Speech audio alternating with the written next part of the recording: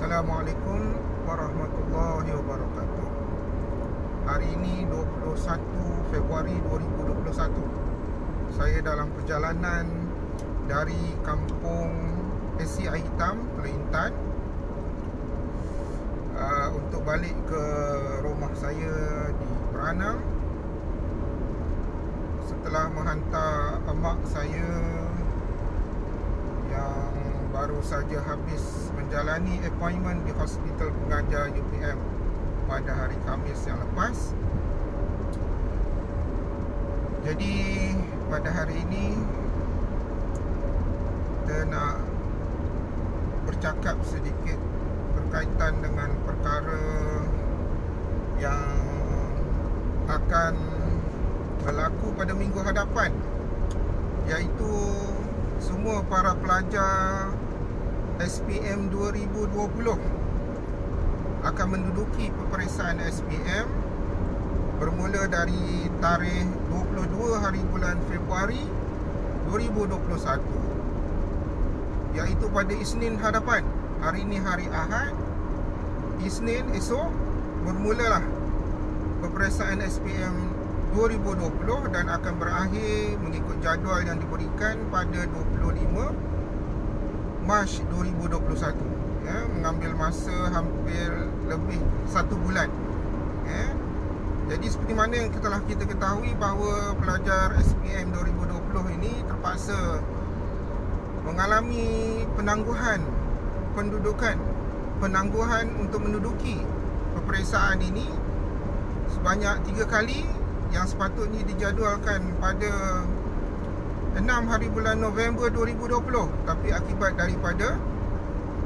daripada pandemik COVID-19 telah menyebabkan para pelajar ini jiwa mereka menjadi tidak senang, gundah gulana, fikiran mereka menjadi tidak menentu disebabkan oleh keadaan COVID yang menyebabkan mereka terpaksa mengalami keadaan tertangguhnya peperiksaan SPM yang sepatutnya mereka ambil, dan keadaan mereka juga sangat sukar kerana kebanyakan masa bermula daripada awal tahun 2020 yang hanya mengambil masa 2 bulan setengah sahaja mereka bersekolah di awal tahun. Kemudian apabila diisytiharkan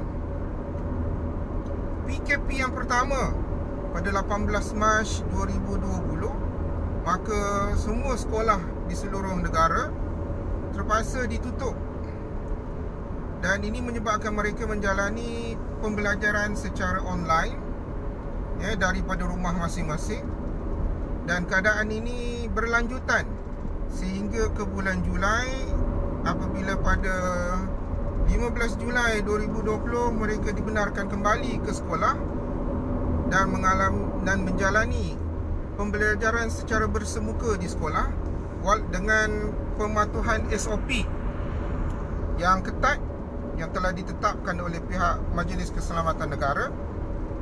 Walaupun begitu, keadaan ini tidak berpanjangan apabila pada beberapa bulan selepas itu, Julai, Ogos, September, Oktober. Pada September, Oktober mula beberapa sekolah ditutup akibat peningkatan pandemik COVID, dan akhirnya pada pertengahan Oktober hampir keseluruhan sekolah terpaksa ditutup, dan Kementerian Pendidikan telah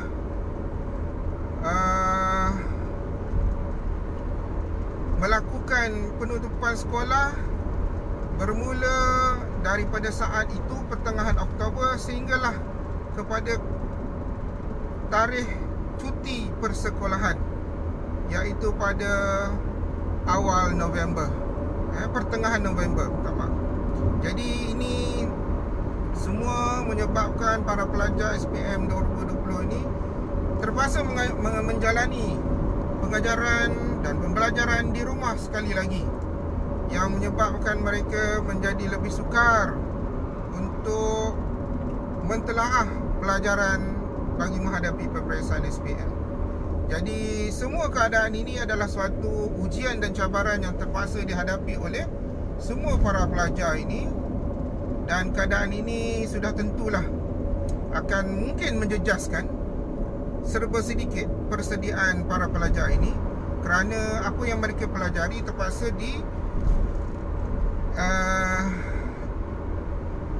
apa yang dipelajari terpaksa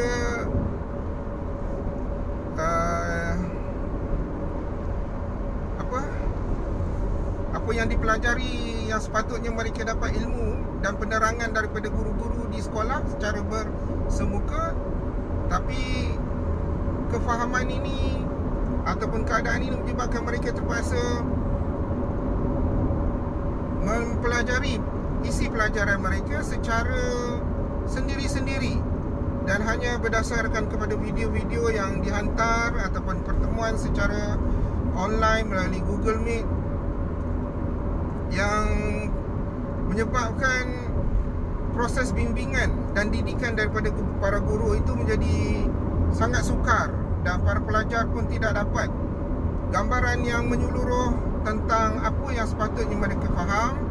Dan apabila proses untuk bertanya, mencari jawapan, mendapat bimbingan untuk sesuatu permasalahan berkaitan dengan pelajaran, maka mereka tidak dapat untuk berbuat demikian seperti mana kebiasaannya apabila berada face to face dengan guru-guru.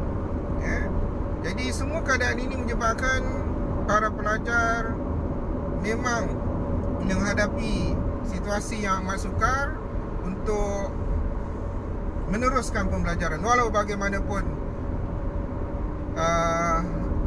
peperiksaan SPM terus perlu diteruskan dan diduduki oleh para pelajar ini. Oleh sebab itu, nak tak nak, semua pelajar perlu untuk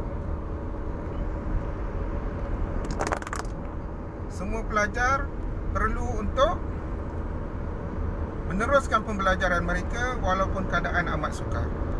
Jadi saya rasa setakat itu saja celoteh saya yang tak seberapa ini, sebagai memenuhi keadaan